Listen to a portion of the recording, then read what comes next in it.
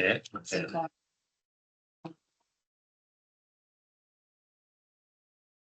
Oh, good morning, everyone, and welcome to our last council meeting for 2025. I think Tracy has got the best dressed desk currently, but maybe we'll work on that for next year. We've got a very busy day ahead of us today with a lot of meaty topics, so we will be running a very tight ship time-wise. But Councillor Patterson will begin us with a karakia. Okay. E te iwi, nau mai haere mai. I tau te mara e matanga e tēnei rā e titiro ki ngā rāke mua, ki ngā mokapuna a te atu ki ngā whakatupuranga. E hiki mai nei, kia tika, kia puna, kia maia, i roto, i ngā whakatau katoa, ngā mihi ki te runga, e mahitahi, ana ki aho, i roto, i ngā tunui, kia ki ngā rāki mua, i te whanau, te rangamārie, me te aroha, amene. And the translation of that, is welcome everybody. May wisdom rest upon us today, guiding our vision toward the future, to our grandchildren and to the generations to come. May we be fair, honest and brave in all our decisions. Thanks to those who work alongside me in making important decisions. May our days ahead be filled with family, peace and love. Very apt choice. We have no apologies this morning. We've got a full house, which is very exciting. And we will move straight into the public forum. Mr. Ibbotson is here to join us. Welcome, Russell. Be familiar with your 5-minute time slot, and I know you'll make it count. Thank you. Thank you for the to the council for the opportunity to come along and just reiterate the position as was extensively outlined with the last Vincent Community Board meeting regarding the removal of the trees in the Centre Point car park. This matter has been going on for something like 8 years. It's caused a lot of problems.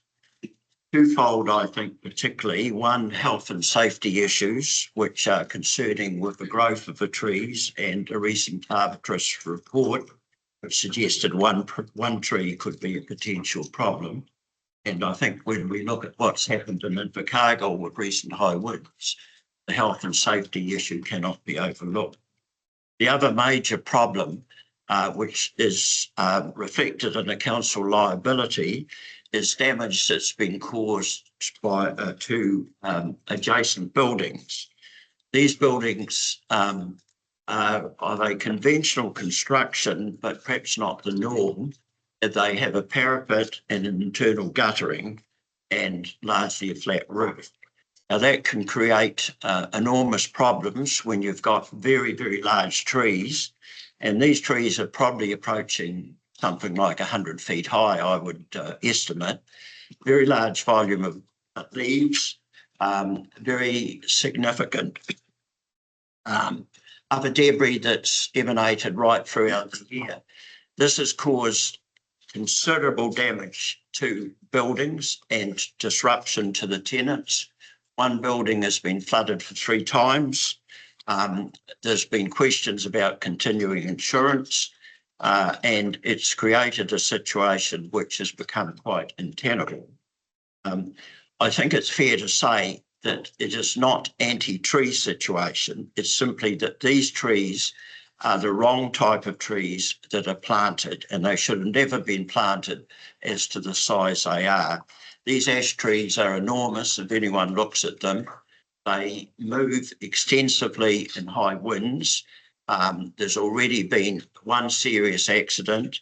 They're costing ratepayers money in maintaining the car park, which is continually being uplifted with movement and routes, etc. And it's a situation which is It needs to be addressed. It's been partly addressed to date with removal of one of the trees.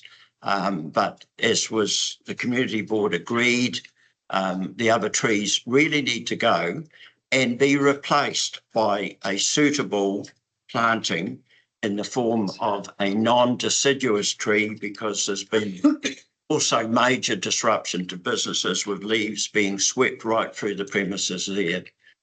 The photographs that were presented as evidence at the Vincent Community Board meeting would highlight the magnitude of these trees, the magnitude of the leaf fall and other resulting twigs and what have you, which seem to drop from these trees all the year round. So I think that's probably a reasonable summation of the situation. As I say, 8 years, this is my file on the situation. I'm representing two companies as a director of two companies, and also the tenants of the building who have been severely affected. The hospice building was very badly damaged with water, and the furniture shop has been flooded 3 times. So I think essentially that is the argument, and it was the Vincent Community Board had already had a detailed presentation on the matter, and they had unanimously agreed that the trees should be removed and replaced by something more suitable. Very much. Has anybody got any questions for Russell? Thank you. We are looking to get to those trees at 11:25, so you're welcome to stay, or if you want to pop over to your office and come back, that's fine too. Thank you. Right, we've got another public forum member that was going to join online but has not yet been able to. Do you want to get her on the phone, or she can't? Sarah's just looking to. Oh, right. Okay. Not that, Sarah. No. No, that's Okay. We will move on and maybe we can get her online. Confirmation of the minutes, please. Should begin on page. Somebody happy to move those? Thank you, Tracy. Seconded. Thank you, Sarah. All those in favour? Aye. Against? Carried. Declarations of interest follow. Just a reminder to ensure that you are regularly updating that and flagging or stepping aside from action or decision making that could be conflict of interest.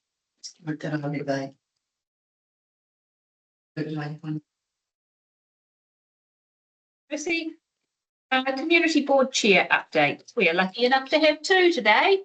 I'm not sure where your Christmas outfit has gone, Mark, but that's all right. We'll let you join us anyway. Come on up.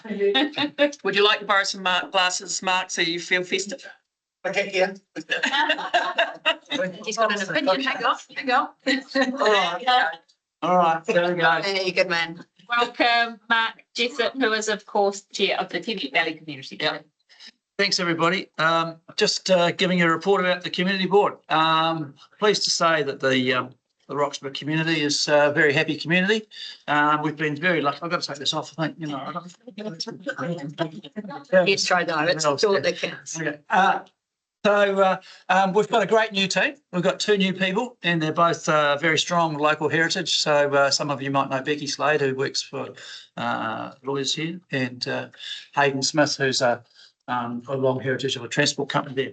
So we're guided by the community documents that we have, being the spatial plan, which is sitting there waiting to be enacted, has been for nearly a year now. You guys approved it a long time ago.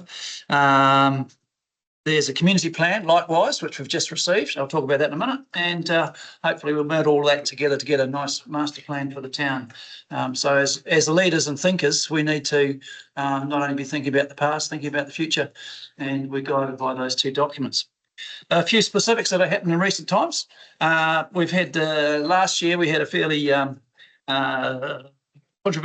controversial in some way, the issue which was the swimming pool, the Roxburgh swimming pool divestment back to the council, and that's happened. We've moved on, and I'm pleased to say that a fantastic work by the staff to get that thing up and running. They've employed 10 locals. So, you know, brilliant effort by the staff there. That's fantastic. The Millers Flat Domain Sports Hub that we brought to the table a few times last year, it's progressing for a March opening. It's been an 18-month project. It's on time, it's on budget. And so we're looking forward to that. Just starting to chat about the Millers Flat bowling pavilion that's at the back of it, the issue of divestment or purchase or lease or what happens to that. That's something we're working on at the moment. The Millers Flat mine was recently had the quarry approved, and that's employing 30 full-time equivalents. It's a great add-on to the community, and we had a very short time frame this year around royalties last year, and so hopefully there'll be a bit of thought going into royalties going forwards, so that we don't get caught short again saying here's a whole lot of royalties. Shit, what do we do with them? So that's something to consider. The community were quite disappointed that there was no discussion with them about the royalties coming to the mine, given the disruption is solely and only around our area. Something that could really bat us around the head in the near future is Lake Onslow. You know, that could overshadow everything that happens in the valley. The past debate about does it work or should we do it or worldwide examples, we're all past that. But if you look at the 6 pillars of why that project may or may not go ahead, and some of them, well, you could say that all of them got a red cross in the past, but I would suggest to you that all of those 6 pillars of approval will get a green tick now. You look at the managers and owners and promoters of it, who they are, their background. In the past, it was the government. You look at their access to finance, it's private finance. In the past, it was the government. You look at the engagement with farmers and landowners. The last time they did it right at the very end, you got a big cross. Now they've got a green tick. They've gone and talked to them in the initial base. They've got a huge knowledge base there of $30 million of expenditure, and private enterprise is going to really use that properly. And the final things are the central government sentiment towards renewable energy and the fast track approval. So, you know, all those things are getting a green tick, and they all used to have a red cross. So the last thing said, there'd be 4,000 full-time employees during the construction process, and they had a multiplier effect of 1.7 to include children and husbands and wives. It'll be, if it happens, it'll be absolutely massive, and we want the community board as a group to be part of the central hub involved with the community engagement process of that. That'll dwarf anything else. We just had a workshop just the last couple of days that was initiated and run by the council for the community board. That's gone really well. Only our first one. We've got 25 likely projects in the top 5 that we've got. Just for information, this isn't, we haven't sort of finalised all this, but this is the flavour of where we're going. The top players, excluding Onslow, if you add Onslow on it, the whole thing gets blown out the window. But number 1, unsurprisingly, was a town hall and hub for the community, and movie theatre. Second one, which also is a hall, is a multi-use sports centre. There is no full-size gym in the whole Roxburgh at the moment. Third one, continuity of the integrated health hub, which, you know, borders on whether it is or whether it isn't Teviot community board or council responsibility. But as a community board, I suggest that our desires to assist the community go a bit broader than just the council. And fourthly, community housing for the elderly and disadvantaged, such as rest home, retirement, Abbeyfield, and fifthly, affordable rentals. The one thing that we didn't discuss at that was the relationship accord with the community, between the 3 pillars of the community board, the council, and management. I'd like to sort of tighten that up a wee bit. We know that we are advocates, connectors, conveners, influencers, sponsors, enablers, and communicators. But the question is, how do we do that, and how can we make that happen? And we need you guys to listen to whatever we come up with to support us, approve, and act on our behalves. The other thing I've got on my agenda is to try over the next 3 years to get with the removal of reserves, we'll have no more money going into our reserves. I'd like to try and start a Teviot Valley Endowment Investment Foundation where money from the private enterprise and communities can go into that, and that can be a fund for future development of things in the Teviot Valley. Sort of in the way the reserves have been used in the past, but perhaps to spur that along and have something that happens there. And finally, obviously the Roxburgh Town Hall is a big issue and hub with the movie theatre. We had our first public meeting after 10 months, and after the ODT publicity, there's been some serious engagement in the last 3 or 4 days.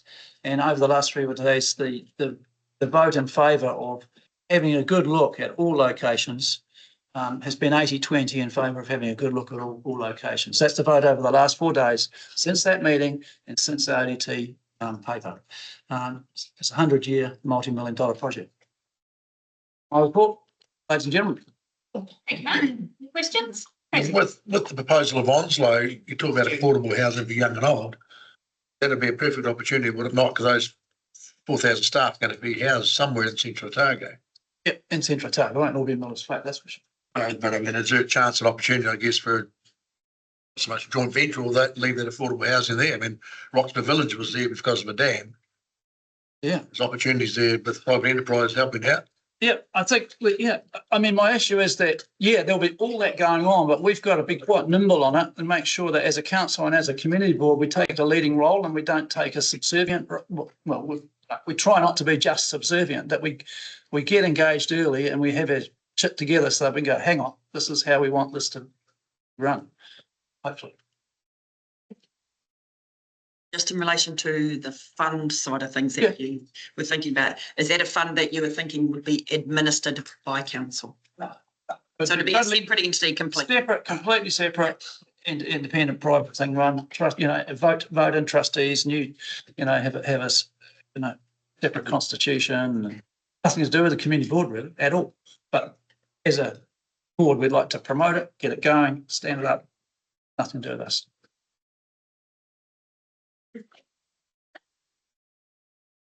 Thank you very much. And thank you very much to Louise for running that session for us and Rebecca as well for that session. That's been a really useful activity for us.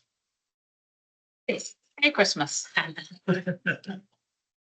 And now we are lucky enough to have a second community board chair. Welcome to Jaden Kroll from Hillside. Hello. Mary might not remain like that for the whole day, but We're starting off well then. Well, first, this is my first time back here since the election, so I just want to say congratulations to you all. And to all those that have come back, it's great to see you again. And for the new faces, I'm looking forward to getting to know you and working with you over the next 3 years. Right, so at the community board's last meeting on the 18th of November, we had 2 reports presented to us that involved trees. So we had the Centrepoint car park trees and the tree removal on State Highway 8 by the Molyneux Estate. In both cases, staff recommendation was to accept the reports, go out to consult with the public, and then send final recommendations to council afterwards. So regarding the one up the top end of town, State Highway 8, the board agreed that given there were 36 poplar trees in a very public space, that did need to go out and be consulted. So hopefully that comes to you guys soon. However, there was also the Centrepoint car park trees where the board has recommended that we don't consult on that. And I understand there's been a bit of that in the paper recently. And so I thought I'd just come in, explain why we came to that recommendation not to consult. So the reason behind it were, firstly, there was correspondence presented to the board going back as far as 2016 that showed that these trees had been a problem and had been damaging both public and private property. And because of section 4.3 of the tree policy, which states we should consider tree removal where the tree is causing or likely to cause significant damage to buildings, services or property, both public or privately owned, and the damage cannot be reasonably rectified or mitigated except by removing the trees. So given the damage already that's been done to both the car park itself and, as Russell said, the buildings around, we thought that it definitely met that standard of damaging both public and private property. So while the board fully supports public consultation, we don't believe it is appropriate in this instance for those trees. Consultation is important, but we shouldn't just consult merely for the sake of it. We recognise the need for consultation up the road at State Highway 8 because those trees, whether they're retained or removed, it doesn't currently impact public or private property, and therefore the council has a genuine choice moving forward on whether to keep them or remove them. As for the Centre Point car park trees, we believe that action will need to be taken sooner or later due to the damage that they're causing. Consulting on what could be an inevitable outcome will leave the community feeling that their voice was disregarded once we get to the point that the trees have to be removed, even if they've asked for them to be kept. Therefore, we believe that we should consult when there's a meaningful choice, but just get on with the job when there's not. So with that, I'd just like to endorse the community board's recommendations to remove those trees in the car park in accordance with section 4.3 of the tree policy and for a suitable landscape plan to be actioned. Do I have any questions? Tracy. Just with my previous community board hat on, as we well know, trees are a very sensitive issue. And I have not watched the recording back. Was there any discussion in relation to how the community sentiment could be or potentially would be in relation to that as a discussion around the table with you guys, with your board? I mean, I did have conversations with people in the lead up to the meeting, just around giving us some history of what we've gone through in the last term when it comes to trees. And I understand that people have that personal connection with trees and sentimental value and get a bit emotional when some of them are removed. I think in this case, it's a situation where they're actually causing damage and they're the right tree just in the wrong place. And at least it's not 15 hectares of them this time. Do you think that's just Vincent who got a problem with trees more than other regions, or is it? I imagine everybody does. I'm just talking from the personal experience on that one. I think at the end of the day, we keep having this conversation, whether it was over the last 3 years and even into this term, where trees have been planted 20, 30 years ago, and now we're suddenly finding they're the wrong tree for that space. And so I just hope moving forward, whenever a tree's planted, we're really thinking about the long-term impacts of it. So we're not having to keep doing this every few decades. Very much. Thank you. And congratulations on your festive coat, and we wish you also a very Merry Christmas. Nice. I've stepped up from last year. Yes, good matters. Christmas tree sets available next year. Perfect. We are now going to pop back to Mary Malloy, who's joining us for the public forum.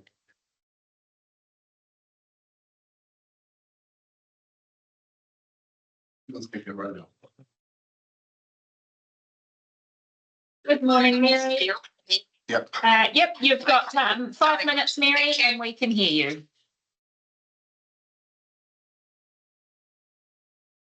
We can hear you, Mary, so you can start now. Okay, thank you very much. Yes, hi, I'm Mary Malloy, and I live for 6 months of every year at the base of the Dunstan Mountains in the old gold mining village of Matakanui, previously named Pancas. So my property was once owned by my great-grandparents.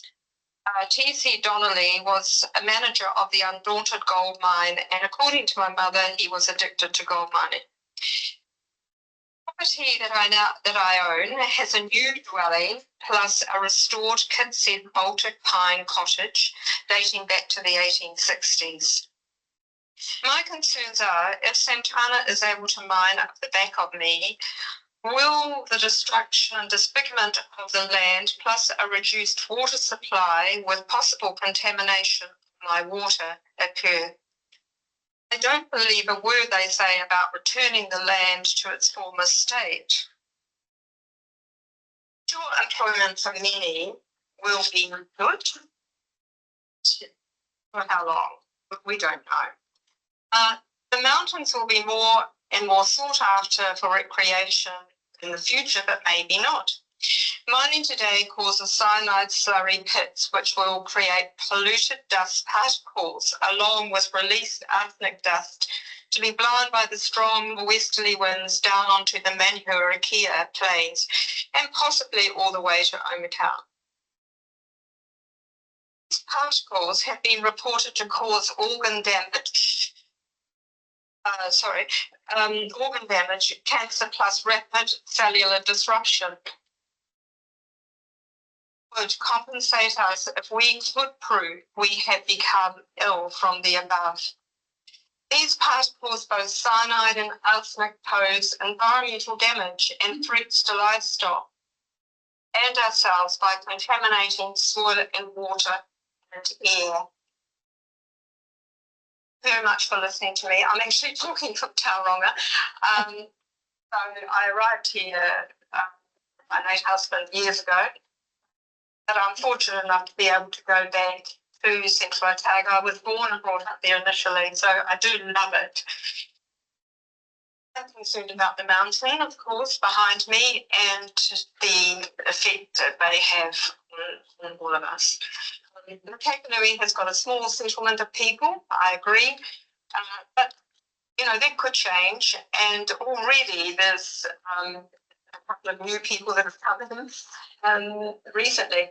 Anyway, thank you very much for listening to me, and wishing you all a very Merry Christmas. And, I'll be down there in February to June.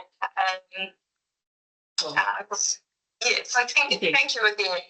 Much appreciated. Thank you for joining us this morning, Mary. Merry Christmas. Merry Christmas too. Thank you. Thank you, Sarah. Thank you. Bye-bye. And that concludes our public forum. And because I have circled it in a bright pink pen, I am now going to hand over to Sarah. Oh, I don't feel like it today. Carry on. Oh, don't you? For the Community Vision and Experience portfolio. Just a quiet one this month. Right, so 25, 22, 23, the Roxburgh Entertainment Centre. Sarah, yeah, David. Hello. Hi. What you got? Good morning, everyone. So just a quick summary of what's happened so far. So we had the report that came up to council in November to considering approval to investigate alternative locations, and council requested that that report was left on the table and until after the public meeting, and to get us a bit of a steer on what the community feedback was around that. And they'll come back with the same report, but with an updated recommendation. So that recommendation is that council make a decision today whether or not to approve the TVCB's recommendations from last time. And that's taken into account the information on the public feedback and opinion poll results, which is tabled at the meeting. And there's quite a full report here based on a online poll, also the votes at the public meeting, and some hard copy ones that were also submitted on that question.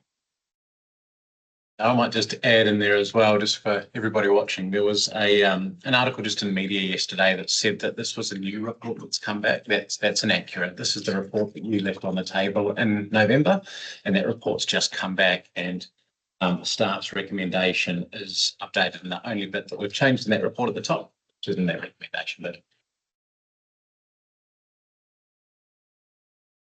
Questions, comments, thoughts, Stu? I'll start there. Get it back up. I'll just come back in later. That's not a problem. We need to do that. It is. Do you want to start, Martin? The public meeting was an opportunity for us to, first of all, apologise for not engaging with the broader public in Roxburgh sooner. We all acknowledge the passion and the spiritual connection that many residents have to the existing site. But if I'm reminded of the workshop that we all did, looking at strategies about the story of the Eiffel Tower in Paris, how at the time it was quite controversial and rates ratepayers and Paris were screaming blue bloody murder, and now it is the most loved and most visited icon in the whole of Europe.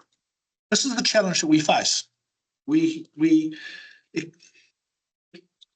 do understand and respect that people want their movie theatre back. But as a council, we are obliged to actually have a look further afield and see what can be done to build something which is going to be good for the next 50 to 100 years, like our forefathers did for their existing hall and the developments that went through until its demise in February this year.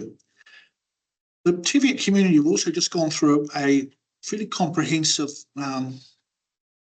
planning process about future needs for that whole district.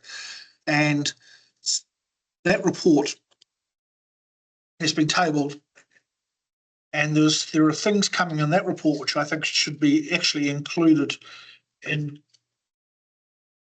any plans that are put forward for consideration for that rebuild. Talk of a community hub, facilities. Now, I'm probably going to want to amend the recommendations as put to actually that, and I'll seek some advice from staff about how we can incorporate some statement in the recommendations as far as that the planning work which has already been done in the Teviot Valley be incorporated in this oversight. The overwhelming feeling coming from that public meeting was to retain it. But as we've seen through the online surveys and things like that, the more people are given the chance to think about this, the more people have come on board. And it wasn't a referendum we were running, we were just taking a straw poll. I'm still of the mind that a 3 to 4 month delay and a potential cost of $20,000 to investigate alternative sites is not time lost or money badly spent. So I'm in support of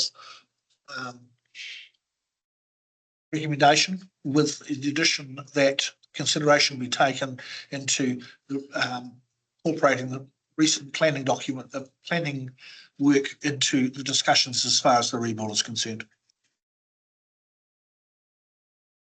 I was going to say that that's also covered by what Mark had to say earlier on. You know, that there's been a complete sort of switch around, if you like, from the time of the public meeting to now. An opinion.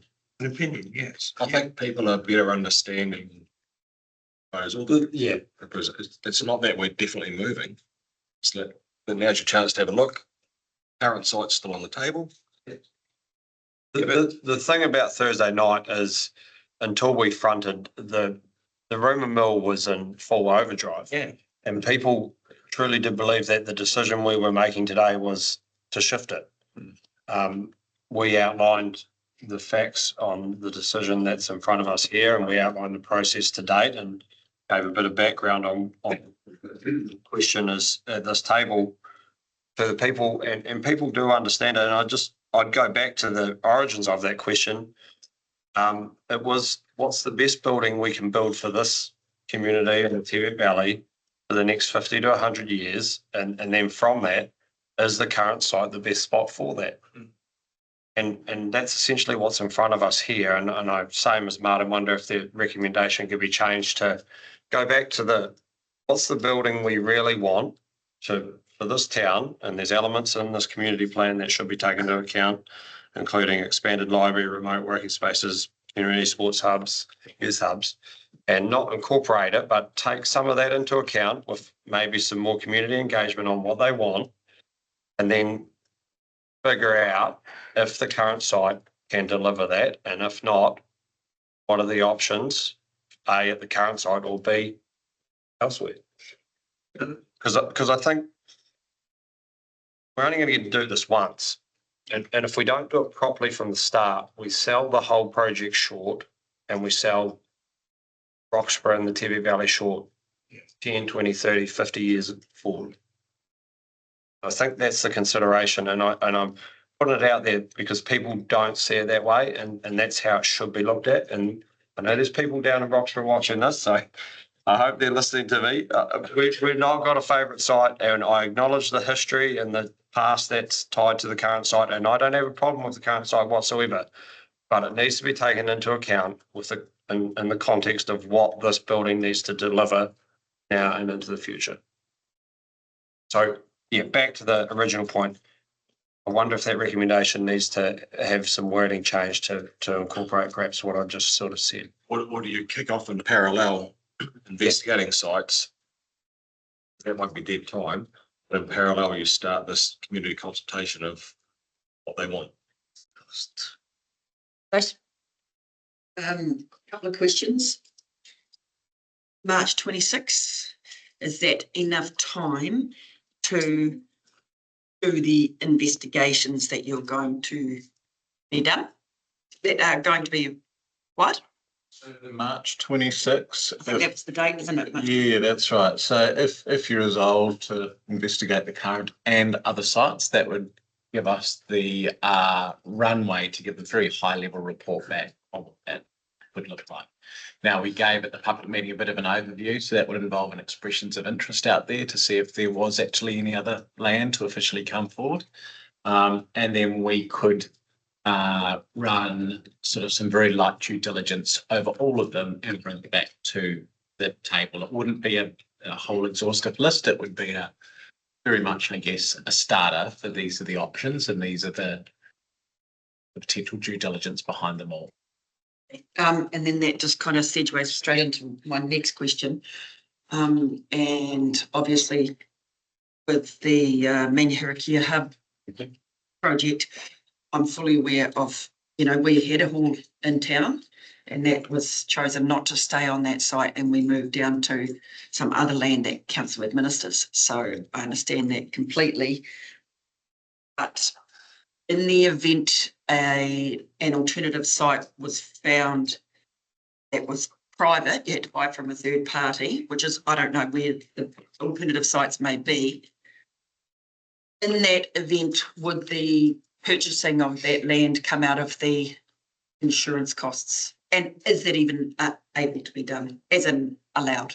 I guess probably two parts to that question. Firstly, that would be a political decision down this table, and I'd suggest it become part of an LTP discussion. So that's where just further through that original paper, the extension of potentially up to 15 months acquiring assets. So it's the time delay piece there. And one of the other parts that we've been working through as staff is around the insurance limitations. And we've recently worked through this insurer that essentially we're working through a payout of final insurance to us, and the insurers walk away. So there are very limited limitations as to where we could use that money, just back into a community type facility, essentially. Thank you. Yeah, I think we're not doing this out of justice. We don't look at every avenue. That's our role to future-proof communities, regardless where they are, big or small. I do think in the scope, you've got to make sure that we get enough in it to make it standable for the whole community. Whether dual facilities, and if we've got other assets, but Central's growing at a rate, and we just talked from Mark before, there's new businesses and new things maybe turning up. So we've got to make sure we're fit for purpose, and we've got to be ahead of the game.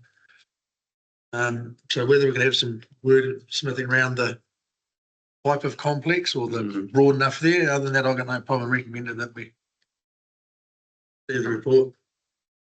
My impression from the meeting was that the steering committee were going to talk to the various groups to ascertain what was going to actually happen inside the building or what was expected. We're going to go back to the community in January, depending the outcome of today. Yeah, we were sort of waiting to see where today landed as a steering group, and then we would know where we were heading to talk with David's team and come up with a plan for community engagement post the outcome of today. And I think Charlie's highlighted that all we're covering off today is, do we investigate other sites, not what may or may not go in the building and anything about the kind of future aspect. I guess for me and I received a substantial amount of feedback from the people of the Teviot Valley, both formally and informally, and I note that around 2/3 of the people wanted to remain on the same site. And to be fair, I look at that and I think it's appropriate that it remain on the site. We have a site that is ready to go. It is ready to go now and start building. And it is a site that has been suitable for that community and loved and cherished by that community for over 100 years. But I look at the recommendations and they allow that to happen.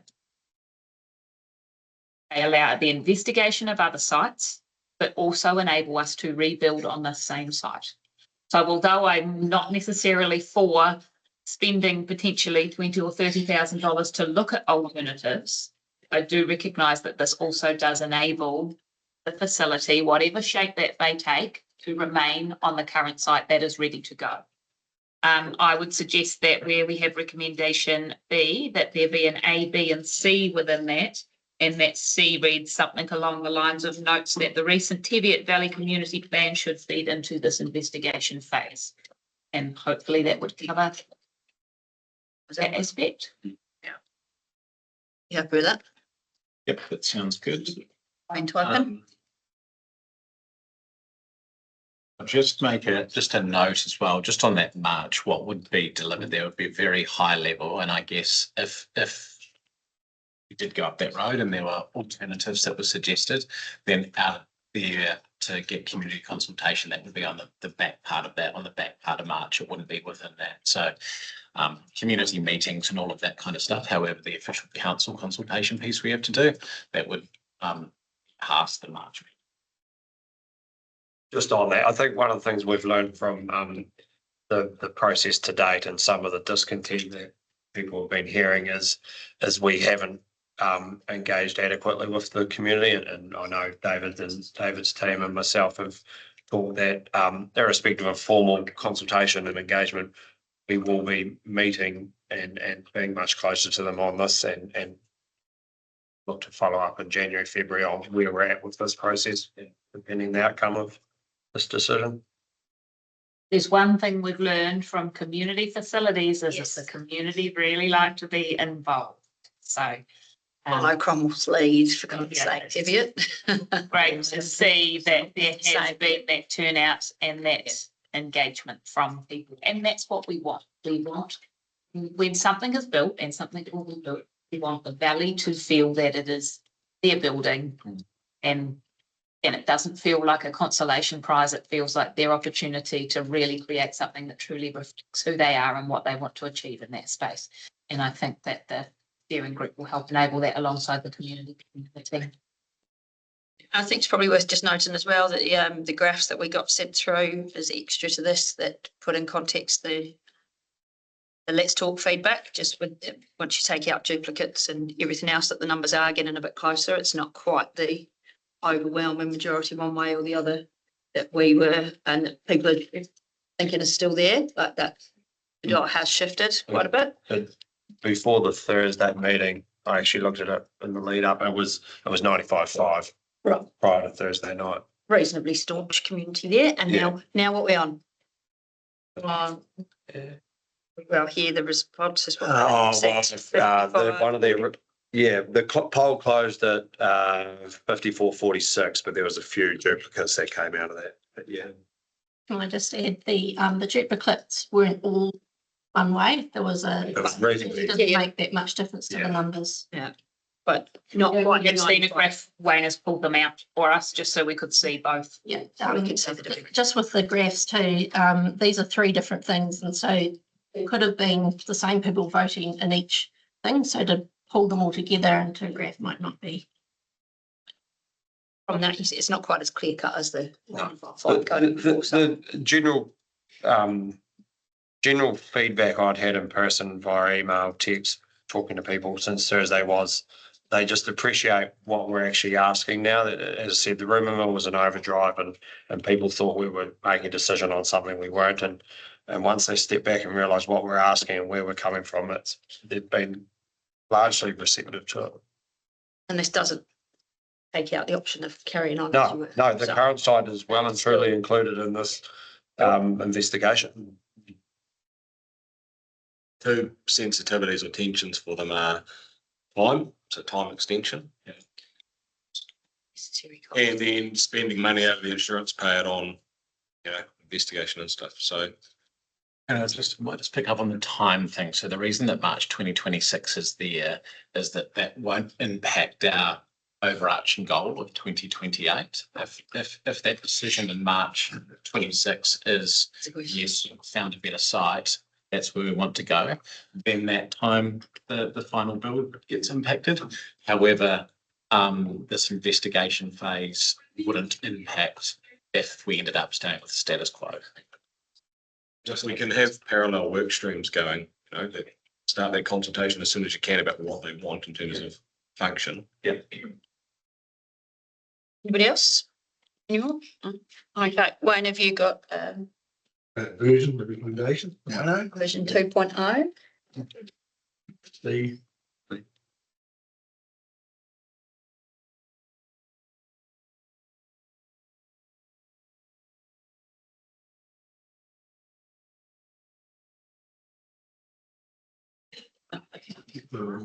Standing note for the chair community.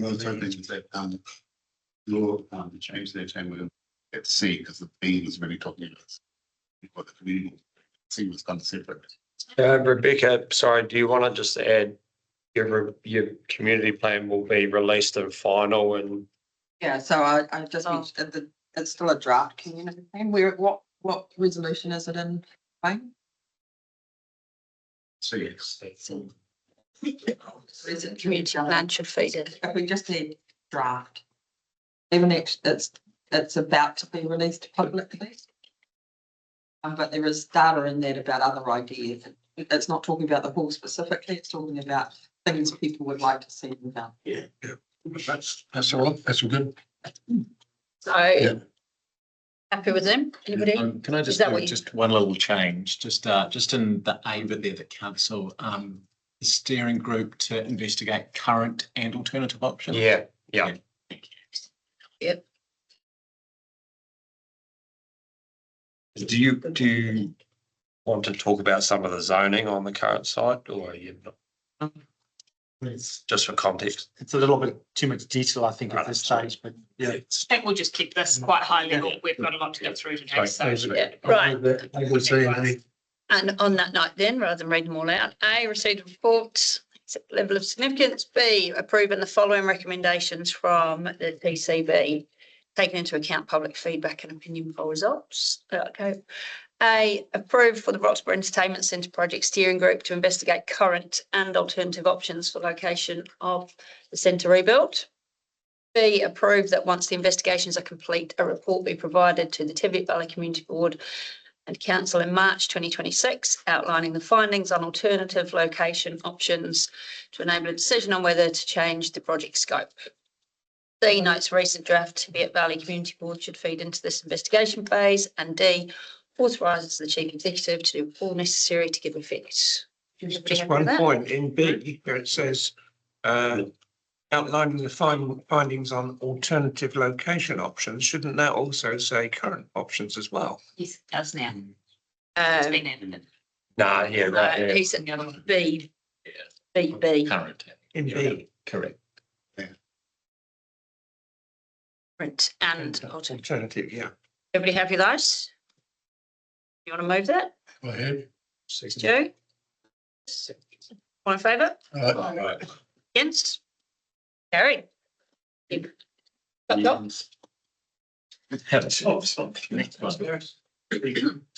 before you go on holiday, haven't you? Come on. That's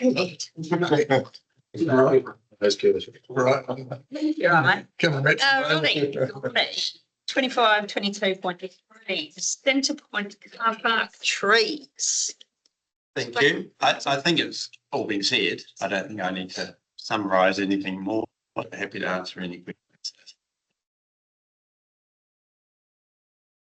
Well, it's come up so many times in the last 8 years. Why hasn't it been dealt with firmer or differently?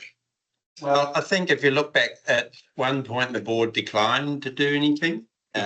Some years, can't remember when that was. I've got it all here. And then we have done some work. We've taken 2 down 3 3 years ago. No, I think it was about 8 months. Yeah. Yeah. In the last couple of years, we've taken some down. So we have been doing stuff in this. Now, this is the last 3 remaining trees that I would like sort of remove. Whose lands are they sitting on? Without the, well, yeah, I think it's joint. Yeah. But if you've got a raw rate, probably find it's half. Seem to be on the boundary, but it needs to be surveyed exactly. It'd be a bit hard to say. One of the trees are actually Planted. crossing the boundary. Yeah. There's not trees clearly on private and public. We haven't surveyed, have we? No, Russell in earlier times did think that some were planted on his land by council. And then some were clearly on council land, so. It's been a moot point. It's not really to dwell on that. That could bring up shielding cost. Council, if they want to do that. Yeah. Tracy? Yeah, so I've got a few questions. One, just in relation to what Nathan was just saying. What's the formal agreement that council has with the landowner in relation to this setup? And I note that it says that it's a historical arrangement or actual like formal agreement. What's the situation there? For the car park maintenance. The whole setup. Or lot. Yeah, maybe I was going to. Julie's been around a bit longer. Yeah. I talk from history, not Oracle. There isn't a formal arrangement, but that area has needed work done in the past, and it's a very complex situation because there's not a clear definition between what for the public about what is private and under the control of the private owner versus what is council's and under the control of the council. So we've treated it as one area for the likes of car parking, and basic maintenance, but there is probably some underlying need in there in the future to do some significant renewal. When that happens, there probably needs to be a conversation around how that cost is. Likewise, I would say part of the discussion over the trees in the past has been the council's paid for the clean up of it leaves each year on the road area. It's more. They obviously provide shade and it's the cost of removing the trees and it's kind of drive some. They gave us a history lesson on it. Yeah. So the damage to the parks is ours. The roading will have to pick up the damage to that. So the trees will get cut down. They won't get pulled out. We fear the damage has been there for a long time. Yeah, and it's not going to get better, is it? And it's not going to get worse either. That probably is. It is what it is. It's going to cost you to fix it. But if they cut out 9 years ago, we might still have a car park that's flat. We didn't. Oh, you've planted the trees, you might have had a car park. I mean, they've been up there a long time. 30 years. Yeah. Probably under the 80s. Yeah. So just a couple more questions. I understand that there is on the other side of the road, Thailand also has a situation with their car park with the trees. I know in this report I'll be talking about a very specific set of trees. I have a concern that if we're talking about that general area, I would be concerned that we go ahead and do something and then the next minute we're going to have someone else come down. There's a precedent that we're not actually dealing with the full problem at the time, like all in one hit, which is the most cost-effective way if that's what council decides to do. But I guess going back to my earlier part, is I do have a concern that there is no formal arrangement, and that should be, tidied up in this process so that everybody is clear going forward, because we don't want any issues with that going forward. The other thing is that if you go to the tree policy, council's tree policy, it is very much in support of retaining trees, except that there is other parts in relation to right tree, right place. And we're dealing with a historical issue, but that is quite a big, it is protection of trees. And I kind of wonder from we have health and safety thrown at us. The reality is that if there was a sequoia anywhere in our district, which I know are protected, at some stage they are going to wreck the pavement, which, you can walk over a lump of pavement. And the reality is we're not going to touch one of those. So there has to be a bit of, I guess, the community is going to pay for something and there's no, I guess, there's nothing underlying why we're paying for it other than being good neighbours. So I don't know. I have a little bit of an issue with that side of things, and I would like to make sure that we don't get somebody in to do all this work. And 2 seconds later, we've got 15 metres down the road saying, "Oh, what about my trees?"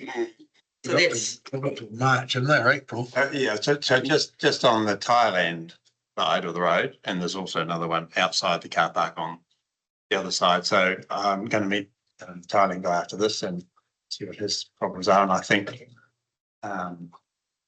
we could, depending on decision, the next decision, I mean, if there's an issue with those, we would need to bring that to a due process through the board process and back to council. But there is, that's what needs to happen. And the issue is not going to get any worse between now and winter anyway. And there may be some remediation work we can do on the other side of the road that can protect the tree anyway. So we need to look at that a bit closer. thinking about cost and that. I mean, Yeah, very quickly things are going to start escalating. So it would be, I think we need to make sure that we. Recommendation and any other trees that come to us before we do the contract work. In that region, because it's all in one region. Yeah, if we were going to do trees in that street area, we would want only one site set up cost, etc. So. Is there any other areas that this is going to start setting a precedent for? And that's my really big concern, because how big is the we're being asked. Straight, really, that's right. Some people love trees and some people don't. So, and it's not actually established. Well, if it's part on one person's property and part on another, Well, it should have been sorted out when the tree was put in if it's a council car park. But it's not clear. It's not That's clear. the problem. So if it's wrecking our footpaths and it's wrecking our road reserves and it's causing trouble, we take them out. Well, it's neither of those. It's not. So it's an incurring cost, and I'm just going to make sure that it is actually fully council's cost, as opposed to it actually should be somehow on that front. So that's a survey though. Do you want us to get the boundaries clear so we see where the trees lie and we can come back? Could have been in the report. So are we looking at adding a recommendation and to request that, or Can you leave it here until does that mean we leave it? So We have to leave this? just noting, like, a key reason this is coming here is because we're dealing with the outside of policy. Yeah. You know, the policy takes us through a slightly different process, so that's sort of That's what's here now. why it's here now. Yeah. Are those trees fully grown? You'd hope so. I'd call them mature, yes. I have had members of the community say to me that they are appalled at the fact that we are even considering taking them down. So look, as we are 100% aware, there is always two sides to every story, and I just want to make sure that this is done right. Do you want to add to those recommendations, Joyce? I was going to say, I recorded Jaden said that the board opted not to do any consultational process on it because I see that's under sort of 0.3. That's why it's straight from that board. Jaden, do you want I was just going to say, given the way the conversation's going, would it be worth just tabling it, get those, already have those other conversations, we're meeting again at the beginning of February, bring that report back, and then we send it back to you by the end of that month. It's well and truly done before those trees are going to be taken out anyway. Then you're getting the whole scope of it. And we just leave it on the table subject to a survey and then it comes straight back to us? subject to a survey to do what? What's that? Determine who's. But then Cost. what survey to determine where the cost sits? Like Well, survey and just to say. Once again, we haven't got any mechanism that actually sets out who pays for what. Because There's no it's been point a surveying historical arrangement. So there's a grey area there. Right, gotcha.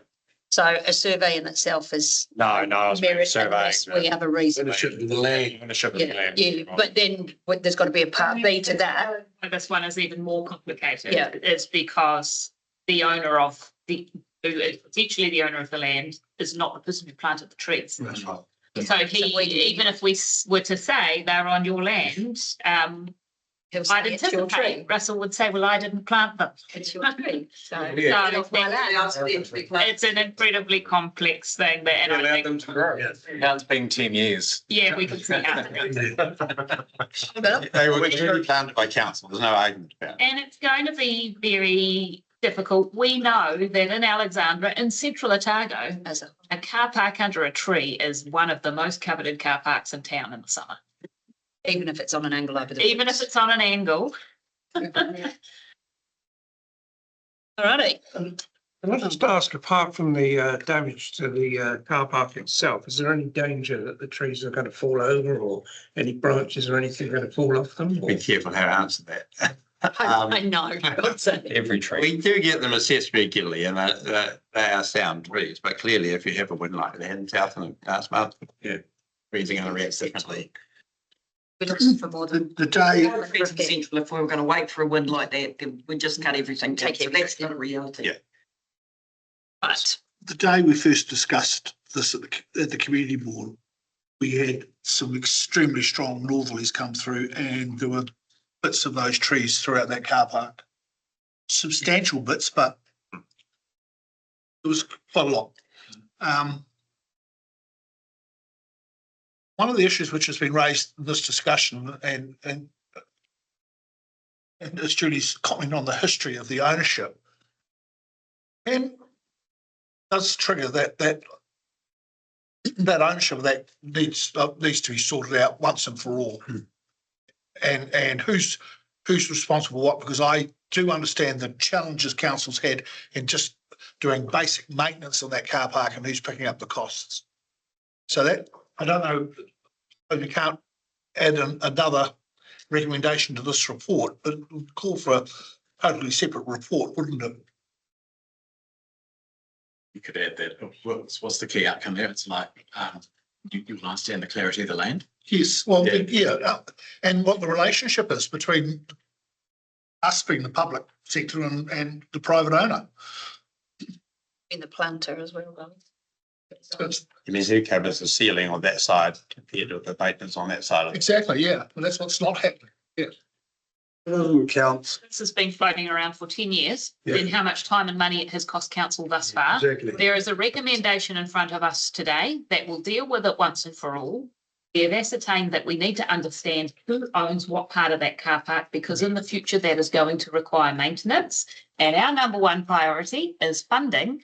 If we weigh this against these, I think possibly we need to rule a line under it and move forward to the next very important thing. Yeah, but hold on, a minute, we still need to make sure that because there's other trees that are not mentioned in this report that will be, which is going to impact on the amount that we're talking about. So as long as that's included. Yeah, and I then think we they can- are a little bit different because those ones are in the roading corridor and these ones are in a public/private car park. Is that Right. fair to separate them out like that? In the interest of moving forward, I'd like to move the recommendation to be A, B, C, D, and E. And then would you like a recommendation in there directing that, because it probably won't be your department? Clarity. The bucks are right. Direct the chief executive to undertake work to understand The ownership. the ownership structure of the car park for ongoing maintenance. Are we adding in an E? Some description of it. Just for context around funding and car park maintenance and renewal, it is 100% share. The NZTA does not subsidise car park work, so it's 100% this cost. This very big one. Are you adding extra in there? 40 seconds till we're over time. Let's move on. You're running outside. Directs the chief executive. We're not letting this get away from us.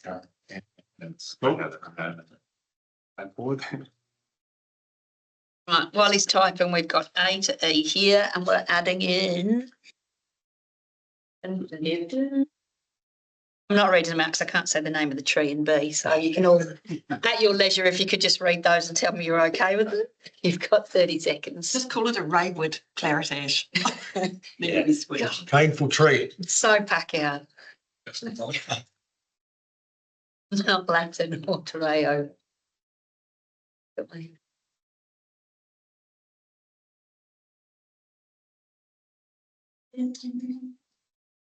Just out of interest, does anyone know if these trees make good, like firewood? They do? Yeah, like an ash, they're an ash, so, you know. Yeah, I don't know much Poles or about. whatever. Yeah, so I mean, there will be definitely someone who will be able to Yeah. use. People want them, we give them. So E has become F and we have a new E. New E is directs the chief executive to understand the ownership of the car park and maintenance going forward. Is everybody happy with that as an addition with the original A to E being as they were? Do you want maintenance requirements? To Formalised. Agreement. Yeah. Yeah, and Yeah. formalise any other Yes. plantings or replanting and ownership structure. Maintenance agreement with the owners Yeah. of the Yeah. Maintenance and ownership of it going forward. Yeah. Right, that sounds good. Hold up. Gee, you've moved it, have you? Stu's moved it. We'll have a second. Martin second. All in favour? Right. Against? Carried. You can go, Jade. That's Merry Christmas to The you. only thing added to that, at our meeting of the community board the other day, and we called it the tree assassination plan. But I just think there's got to be a lot of work done on trees in Central because it causes more trouble than anything else at this table. Yep. And if there is some of those trees that are on that marginal strip, we need to have it well and truly worked out. And because somewhere along the line, all these trees have been planted. They're going to come back at us somewhere, so we really need to be hard on the trees. Generally, we put those in a long-term plan process, so they're flagged there. Because But also the public needs to. We had a parks and reserves bylaw type thing to Yeah. point to and undertake. Wow. Discussions. I will move your attention to the next points on your agenda, 25 and 2.1. Draft Parks and Reserves bylaw. Gordy, what have you got? Thank you. Well, I think I did, I don't think it came through with the track changes on version. I just picked it up now. So Wayne is hopefully going to show us what they are while he's finding that. So the bylaw was approved for public consultation and we received 38 submissions on that. Some indicated they did want to speak to them, but they've now withdrawn from that. The bylaw is being developed to help council deal with the increasing activities that we see on our parks and reserves, such as parking, people selling cars, encroachments, people being respectful, using them in a respectful manner, ensuring they book for larger events and things like that. Some of the submitters also commented on issues such as dogs and being able to have a drink while they're watching the rugby, etc. And the amendments have changed that, but they're managed by other bylaws the council has, the dog bylaw and policy, and the alcohol and public places bylaw as well. We got the one on camping. So camping is permitted on some reserves through the reserve management plan process, and then other reserves we don't want camping to occur either. And I guess the final thing is that if approved, then council will need to take the Minister of Conservation's approval to enable us to enforce these things. It's another process and the step. So Wayne, if you, I'm happy to answer any questions, but I will scoot down to the changes that are on the screen. So number 15 first, Wayne. Thanks. Number 15 was to do with alcohol.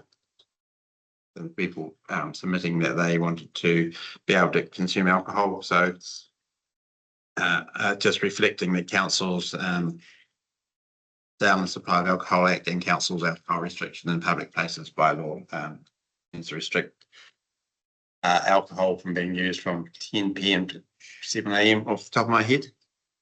Other than that, because I shouldn't be watching too much rugby and stuff after 10 p.m. at night in our part of the world anyway.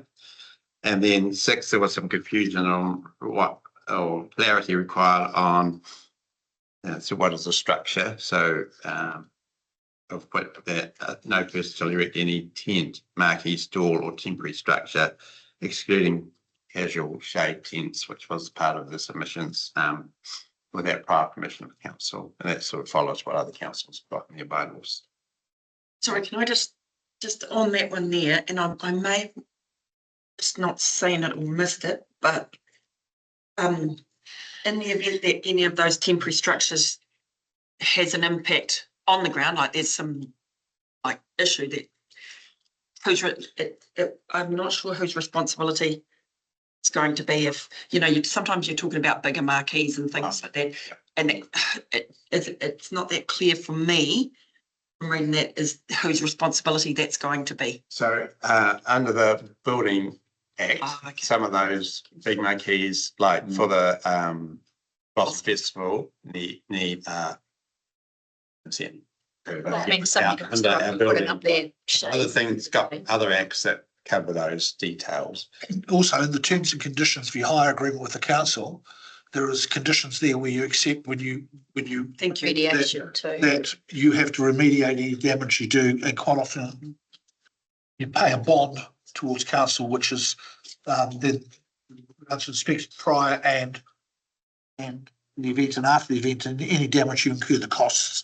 So it doesn't have to be necessarily in the bylaw because it's covered in in your hire agreement. Yeah. It just means you go and watch the rugby and put a shade sail up thing for a day while you watch it. Yes, you can kids, sit and and then you watch the take it cricket down. and That's what, yeah. We are sun savvy around here. And then, so Wayne, number 17 was another change under dog, so it's just a bit of clarity there. That the dog was held under custody or control, and is effective control subject to the restrictions or prohibitions set out in the dog bylaw essentially. Other small one was number. So effective controls can be quite subjective. And I've had this issue recently. I mean, I think that's what's in the bylaws. So yeah, definition of what that means. I guess on leaders, because a lot of people say, no, my dog's really well behaved. And it might be super well behaved. Exactly, not mine. Was. So yeah, I'm just wondering if that is entering into a space where you enter into an argument about someone. I mean, it should be on a restraint, full stop, whether it needs it or not, if you're on a public space. Not have that as a part of It a takes away the leash enjoyment for specifically the owner and the dog. until your dog eats a child. Yeah, but I mean, It's kind of we don't need to cover everything to the nth degree. The bylaw is not to have a fun police. We're going to stop you from doing everything. It's a tool for if something goes wrong or there is a problem that needs to be resolved, that we have the bylaw that can then be. Yeah, and to be fair, some places, such as a good dog park in Clyde, and then and Red Dam, I think allow dogs off lead, so have them all on lead all the time in every park. That's not what all their parks. Some of them have different requirements, so They're site specific. they're site specific as well as they need to be what the bylaw says as well for dogs. And the last one was camping or residing. I guess camping is permitted if it's in a reserve management plan. Essentially, that's been through the public consultation process. Otherwise, there's no camping, or you apply with the Freedom Camping Act, etc. Or we've got a dedicated camping ground like over Cow Bannock and Clyde, which are all on reserves as well. So they were the changes. Happy to answer any questions. Sorry, Anyone? All right, so today's recommendations are that we consult draft. So recommendations A through D. Any more questions, anything? Anybody happy to move them? Martin? Second. Bob? Yeah. All in favour? Against? Carried. Eight E. Oh, sorry, A to E. That authorises the chief executive to do all Yeah. that. Yeah, I think. Yeah, thank you. Thanks, everybody. Giving you 14 minutes in the back there. There you go. Thank you very much. Thanks, Gordie and David, for those ones. We now move to the adoption of the audited 2024-25 annual report, which of course is the bit where when the community say, show us everything in a transparent manner, Paul has the ability to say, here is the audited document. You want to talk us through it, Paul? Thank you, Madam Mayor. I'm going to take the report as read. I will highlight a couple of points. The original draft was taken to the previous council and the Audit Risk Committee to give this council some confidence that the elected members at the time had looked over the document and were comfortable with it. There have been two changes from that document, and they listed on page 33.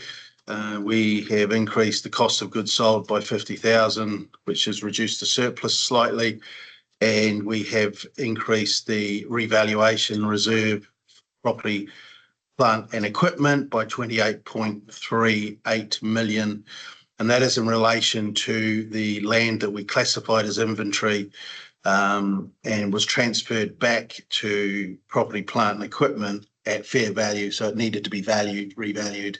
And that's effectively the Bannockburn land. And that has increased the revaluation reserve by $28 million. That's a below the line, what we call below the line. The profit for the council was 7.9 million. And then you add all your revaluations reserves onto it, and it takes it up to a significant amount. But they're all applied by the accounting standards. So in terms of transparency, this is definitely a technical document that I wouldn't expect in its current form to be easily read, but it is what it is. So we have the signed audit opinion. So the auditors have signed it off. They have given us 2 emphases of matter, which is effectively a kind of a highlighting of a couple of things in the report. The first being our measurement of greenhouse gases, and the second one being the future of water, because you've got to remember these accounts were done 30 June 2025. That was well before any of the decisions for Southern Water Limited were made in the progression for that. So they're reporting as at 30 June 2025. Happy to take any questions. Yeah, just the one, I guess thank you for all the hard work. It's been a big process. Just in relation, you talked about the 28 million, the increase to property. Just to confirm that is this something that you've put some protocols in place so this won't happen again, or is this likely to happen again just simply because of the way valuations and things come in? We revalue most of our assets either on a yearly cycle, a 3-yearly cycle, or a 5-yearly cycle. The accounting standards require you to transfer from land to inventory any land that you are going to either started to develop, like you're going to develop. So Bannockburn land definitely fell into that category as far as we were concerned. And the auditors had a little bit of a different opinion, and we decided that we weren't going to argue the point with them and just transfer it's just a journal entry to put it back. The problem was that you don't revalue land that sits in inventory, and you do revalue land that sits in property, plant and equipment. So we had to get a special revaluation done for that land, and that's why we got got that extra $28 million revaluation coming through. So it's probably a long-winded way of saying, and answering your question, yes, we do have protocols now in place that are a little bit more rigorous than had before. On the other side of the Air Avenue, for argument's sake, we did exactly the same treatment 4 years ago and it was ticked off. And it's sometimes difficult to keep abreast of how the auditors are thinking at the time. So new auditor, new look at it, slight change. So the fee stay quickly. This is in the capital expenditure paragraph that you've got there in relation to the variance around cash flow management and capital being carried over and things. And I know this council has identified this as a bit of a area. Can you just obviously just talk to that and have it just quickly, if that's all right, in relation to how that's going to be managed going forward? We've absolutely agree with what you've just said. There is I have a view that with the capital expenditure program, you're effectively asking ratepayers to fund that, and if you're pushing projects into the future, you've rated for it already. And I think we need to tidy that up a little bit. I think that as part of that, we're undertaking a second internal audit program, and that is focused on capital completion, capital budgeting, etc. So we'll see what comes out of that. But I'm firmly of the view that we need to be a little bit tighter on what projects we're putting up, and then potentially pushing back because other projects may have not have been able to be done because of the program that we set. What it also does is if you don't complete your program in the year that you're asking it to be completed, the ones that you carry forward create a bow wave. So we were looking at 70 million next year. We're now looking at 94 because of what we carried forward. And 94 is going to be a big ask anyway. So absolutely agree with you in that respect. The other thing we are doing now is we are reporting to the ELT on a monthly basis on the capital completion rate so that is visible to the executive team as well. So thank you. Other questions? Yeah, how if we go rate cap is a 2 to 4%, if we don't finish work within the year we budget, how do we budget for something when we're rolling it forward? It's very hard to set a budget, but we don't know whether we completed the work. Well, I think the other side of that is that we actually need to move away from yearly slices. Having said what I just said, capital programs by their nature are longer term. Yeah. They might be a 2 to 3 year.